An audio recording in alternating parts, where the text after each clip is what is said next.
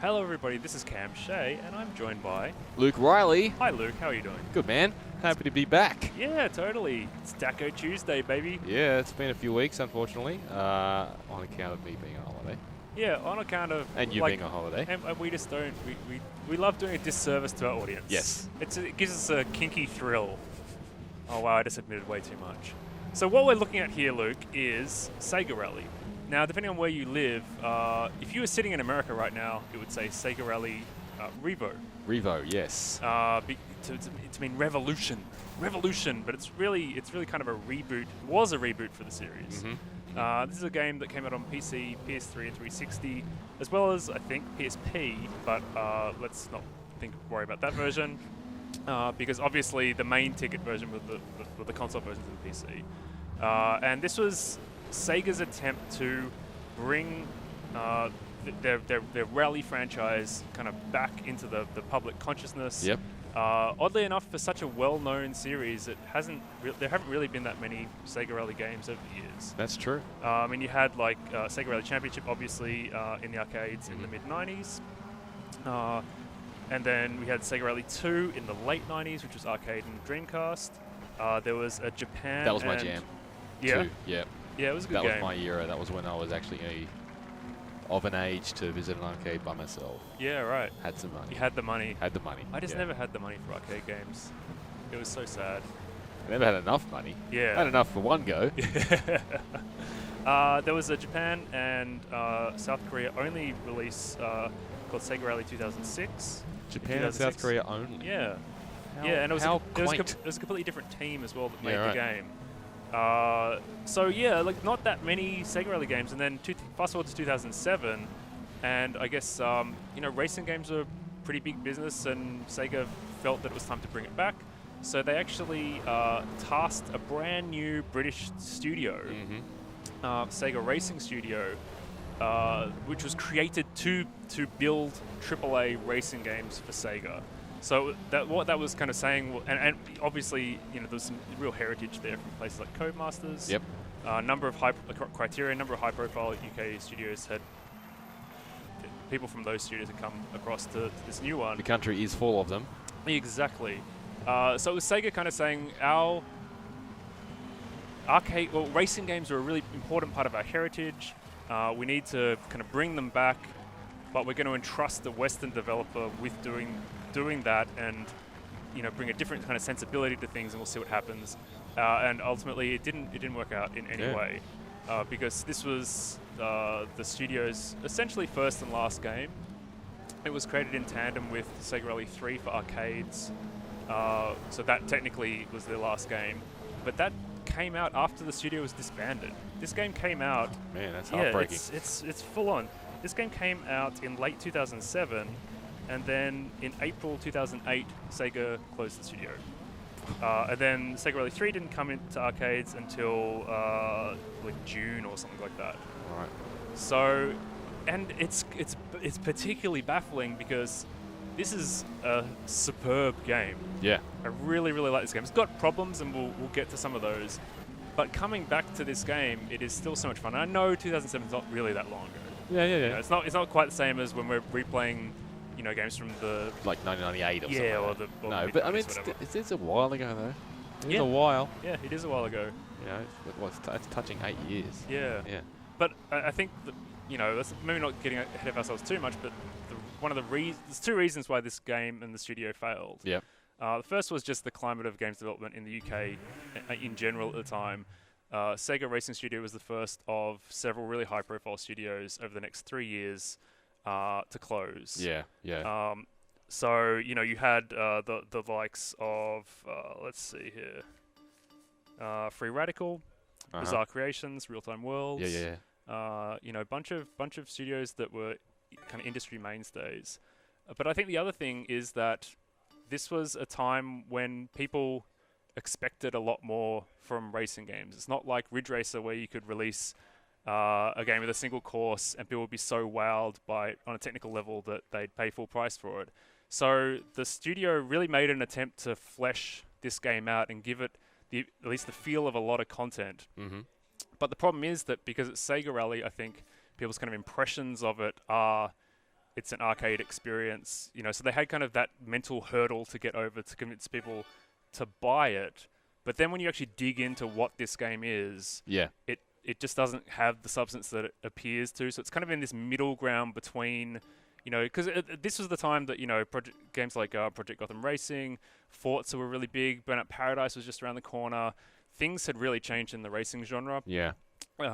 At this time. Ooh, Safari 3, eh? Yeah. This is the environment that makes me think of Sega Rally 2 the most. Right. With remember the animals used to dart across the road and all that sort of stuff, and then huge jumps. This is did you play this game when it came out? You must have, surely. You know what? I never owned it. I Right. played it in my former role. I didn't review it personally, and I don't know what it was that I never really got into it. Was it like not as good on PS3 as it was on 360? I think that's a distinct possibility. Yeah. Yeah. So we're playing it on 360, and at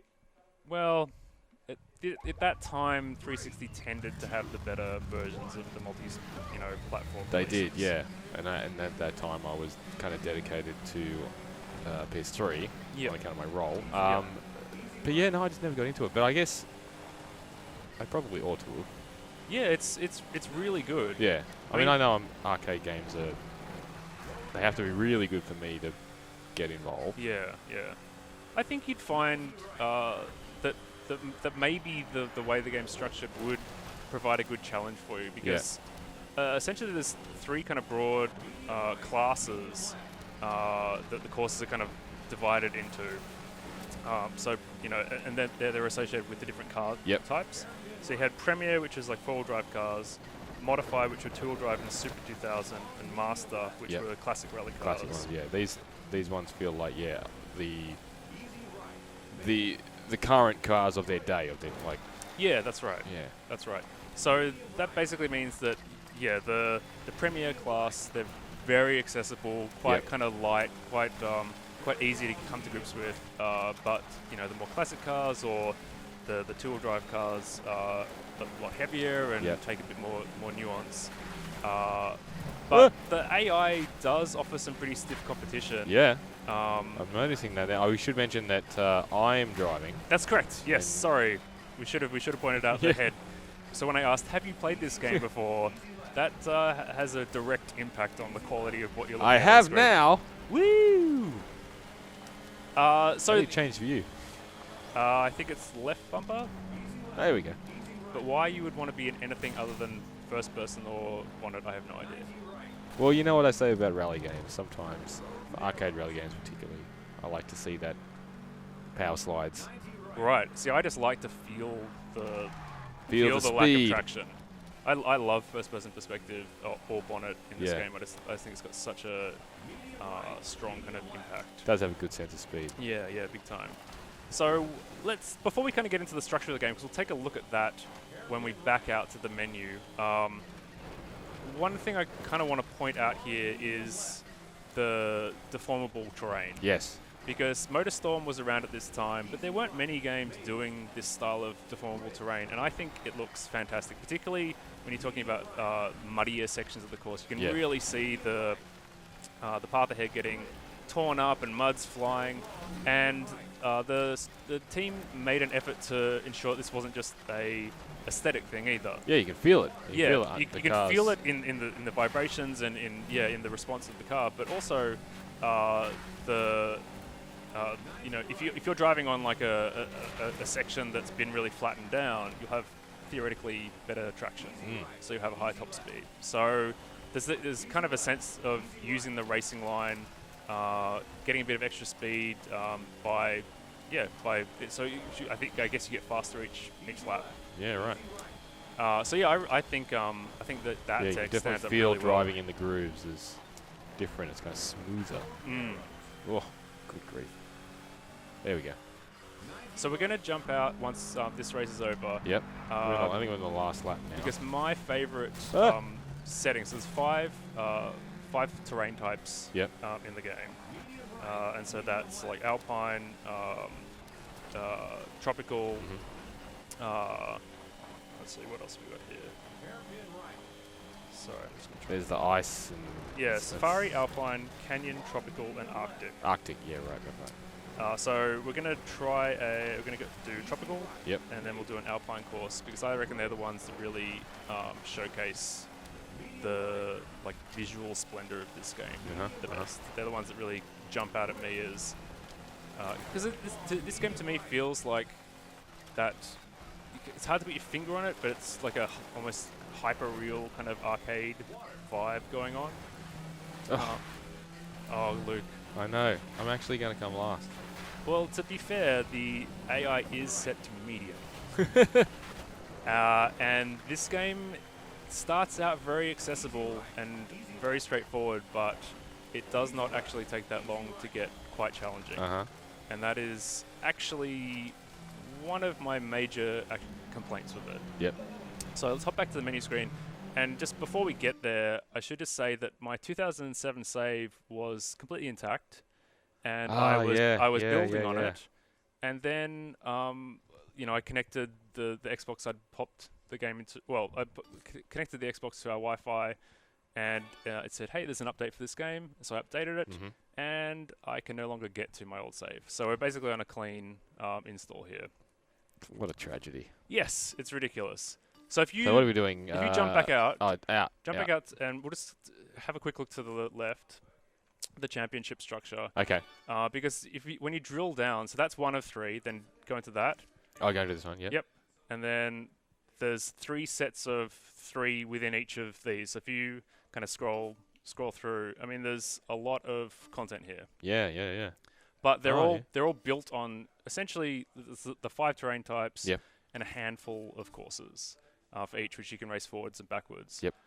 So the difficulty comes from ramping up the AI that you're facing off against. But when you click into that, just click all the way through to as an example of So you have to. There's no restart. Yep. So three courses. Okay. And you get points for your place in each race. Yep. And then obviously you're trying to get points to contribute to unlock further stuff, but you basically need to perform well in all 3 races. And so what that means is when the AI kind of ramps up, if there's, let's just say, an Arctic course, because they're quite flat and technically difficult, you can blow your whole set of 3 just on one run. Yeah, right. And so you get to a point where it's very demanding, and you really need to know each of the 3 courses inside out to stand a chance, because a lot of the time you'll be racing and you won't even see the person coming first. Wow. And so there's that challenge, right? But the problem with that is that there's no transparency about how to improve your chances. So you unlock all these different cars, but at no point does the game ever tell you the statistics of the cars, like how they're different. Or you can't tune them in any way, obviously. The only thing you can do is choose from 2 different... You can choose off-road or tarmac. Yep. So tarmac obviously better suited for paved roads, higher top speed, but less grip on loose surfaces. Yep. That's your choice, right? So there's no transparency. So they kind of want it to be this deep game where you have to get really good at it, but then they don't actually give you the tools or the information to make that transition from the opening couple of hours, which are really arcadey and really fun. Yeah. So it's this weird mishmash of game design elements, and I think it's purely because it's a box product. It's new proprietary technology. The state of arcade or state of racing games at the time meant that they had to offer substance. So it's these old school Sega Rally arcade sensibilities meeting like an attempt to be a meaty, more have more substance as a racing game, and it just ends up being in a murky middle area. But I will say that the first couple hours are awesome fun because the challenge is like really nicely pitched. Yeah, right. So you can get quite a lot of entertainment value out of it. And then back in the day you had online, you had splits, or you still have split screen. So you can match up against people who are also humans, and so you might stand a chance. Right. So let's just hop into one more race. I just think Tropical and Alpine just look glorious. Yeah. So take your pick, Luke. Which one would you prefer? Let's try the Tropical. Let's do Tropical 1. All right, Tropical 1. Boom. Boom. And if you wanted to, so click through one more. Oh. Choose whatever car you want. Okay. Um, What do we got here? and then hit X, Classic. and you can see the no, you can do it from here. Okay. See the many settings available to you. Wow. Automatic or manual. Nice. Yeah. Yeah, so it doesn't quite like take the next logical step to fit the structure of the game. And funnily enough, this is a game that feels like it would be better as a much briefer experience, maybe at a cheaper price or as a digital release, and that's what ended up happening. Yeah. Because Sega Rally 3, which was developed in tandem with this for the arcades, they wound up releasing a version of that on PSN and XBLA like 3 years later or something in 2011. And so that was kind of like your bite-sized like nugget of this game that made more sense. Yeah, yeah. But then that game was delisted from those services the next year. Oh, really? So you can't even get to it anymore. And I'm sure I own it, but I couldn't. You know, I don't have it on. Maybe on it's maybe it's licensing. Yeah, You know, the car licenses. And yeah, maybe. I mean, maybe that's the thing. Maybe it just deliveries and all that stuff. Maybe it just didn't, move the needle at all, and it just wasn't worth the money to continue to pay for those rights. Didn't even licensed music in it, did it? I don't know actually. Yeah. But it's really sad. I mean, this is a really good game. Yet evidently no one bought it because the studio that made it closed the following year. And it's this is in many ways I think the right way to reboot the series, at least from a technical perspective. I guess the market just wasn't ready to support the broader vision that they had for it, which was trying to make it a bit more of a meaty offering. Just times have changed. Yeah. God grief. All right. All right. I've got it now. I'm getting it. Well, the problem is, Luke, that you've got headphones on, and so you can't even you've got these arrows. Yeah. But you can't hear the pace notes, and they're kind of important because he says stuff like medium right, maybe. Yeah. I always like it how it's like you're really unprepared as a co-driver, dude. Yeah, maybe. And you're saying maybe on the second and third laps too. Haven't you made a little note to say? Weren't you here 2 minutes ago? Yeah, like does he swap what are they called? The navigators? Co-drivers, navigators. They are called navigators. Yeah, all co-drivers. Okay. Look at that mud. Glorious mud. Yeah, it's pretty striking. And yeah, then so I really like this kind of palette because it really speaks to the arcade origins of this series. And the Alpine is kind of similar because it's like snow-crested mountain ranges and like shiny tarmac and pockmarked roads, like through like winding forest paths and stuff. It's really cool. Yeah, really like this game. Yeah, right. Objections notwithstanding, it's I like it a lot. Come on. But just don't end this commentary on a downer, man. No, I mean, maybe what by coming last? Yeah, maybe we should just quit now. Rather than Quit while behind. Yeah, we'll quit while there's still a chance that you can miraculously come from 5th to 1st. Well, at least if I get another 5th, I'll be consistent. That's true. I think it's because you're not racing first person. You reckon? You're not. I wanted people to see the mud and all that sort of stuff. Yeah. So what you're saying is you were doing a public service. I am. I am saying that, and I was doing a public service. Here we go. Finishing. There we go. Woo! Anyway, thanks, Cam. So how did that experiment go, having me talk while you play? I think it was good. I probably should have played it before we started recording, so I wasn't so terrible at it. But I can get behind it. Yeah. I just assumed that your innate racing ability would just come shining through. So it's a shame that it didn't. It's a shame that it didn't. Well, thank you for joining me, Luke. Thanks, and man. Indulging me in another quite arcadey Taco Tuesday. This was your Rallylicious Taco Tuesday that you promised some weeks ago. Yeah, yes. really long time ago. Yeah, no, thanks, man. I will endeavour to dig up something special for next week. Yeah, go I'll through do the that list. now. We got a pretty long list. So yeah, all right. So we'll have a few weeks on, back on. Yep. Publishing every Tuesday-ish. Yeah, let's do that. Yeah. Okay. All right. Thanks, man. As always, hit us up at what's my Twitter thing? At Mr. Luke Riley. That's him. Yeah. What's yours again? Jazzabration. That's it. For any suggestions, yep, which we may or may not read.